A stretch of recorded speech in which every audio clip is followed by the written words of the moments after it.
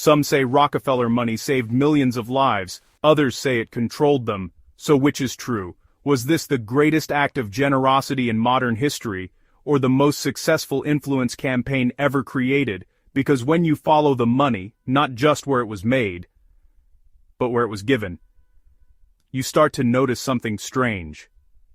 Medicine, education, media, entire systems, reshaped by philanthropy. And the question history books rarely ask is this: what happens when one fortune becomes powerful enough to decide what humanity learns, what it studies, and what it believes is truth? This is the dark side of Rockefeller philanthropy, and this is what history usually skips. John D. Rockefeller was not just wealthy, he was unprecedented. By the early 1900s, he controlled over 90% of America's oil refining through Standard Oil. His fortune was so large, economists still argue about how to measure it in today's dollars. Some estimates say over 400 billion. Others say more. But Rockefeller didn't just dominate oil, he dominated structure. He perfected monopolies, vertical integration, market control, and when public outrage finally broke Standard Oil apart in 1911, something interesting happened. Rockefeller shifted his focus from industry to philanthropy.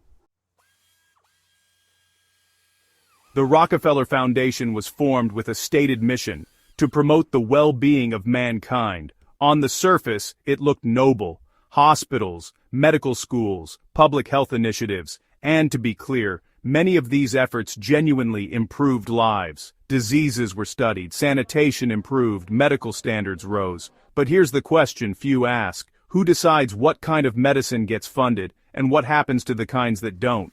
Because philanthropy doesn't just support systems, it can design them. In the early 20th century, medicine in America was fragmented: homeopathy, herbalism, osteopathy, traditional practices. Then came the Flexner Report of 1910, funded heavily by Rockefeller interests. The report redefined what counted as real medicine. Medical schools that didn't follow a specific laboratory-based model were labeled unscientific, and many were shut down. The result? A standardized system focused on pharmaceuticals, surgery, and chemical treatments. Again, this brought real progress. But critics argue it also eliminated competition of ideas. Alternative approaches didn't lose because they were proven ineffective. They lost because they lost funding. And once funding disappears, so does legitimacy. Scientific research isn't free. It requires grants, institutions, approval. The Rockefeller Foundation funded biology, genetics, public health, and medical research on a massive scale. And here's the uncomfortable truth: research follows money. What gets studied? It's steden det one. For brown dots wonder, do. What becomes consensus often begins with whoever writes the checks. This doesn't require a secret meeting, no shadow council, just incentives. If one funding source dominates an entire field, it doesn't need to censor ideas. It can simply ignore them. Rockefeller money didn't stop at medicine. It flowed into universities, curricula, teacher training. Education reform was framed as progress, efficiency, standardization, scalability. But some critics argue it also promoted a model designed for industrial society. Train workers, create specialists, reduce independent thinkers. Not because of malice, but because that was the worldview of the era. And when philanthropy funds education, it doesn't just teach facts, it teaches frameworks. What questions are worth asking, what answers are acceptable, and which ideas never enter the classroom at all. Media grants, journalism schools, public information campaigns. Rockefeller philanthropy helped shape how health, science, and progress were discussed in the public sphere. Again, not through direct control, but through influence. If institutions rely on funding, they rarely bite the hand that feeds them. And over time, A narrative becomes normal. Alternative views become fringe. Skepticism becomes ignorance.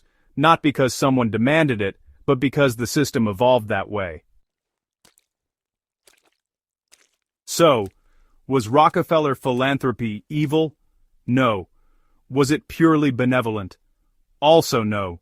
It was powerful. And power, especially unelected, unaccountable power, always shapes reality. The real issue isn't Rockefeller, it's the precedent.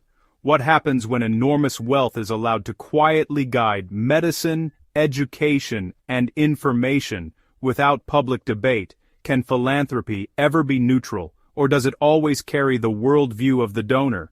And if history only tells us what was funded, what truths were never given a chance? History often celebrates generosity, without questioning influence, but maybe the most powerful force in the modern world isn't government or corporations. It's the ability to decide what society believes is normal. So next time you hear about a $1 billion donation, ask yourself, what is it building? What is it replacing? And who decides? Because sometimes, the most effective control doesn't look like control at all.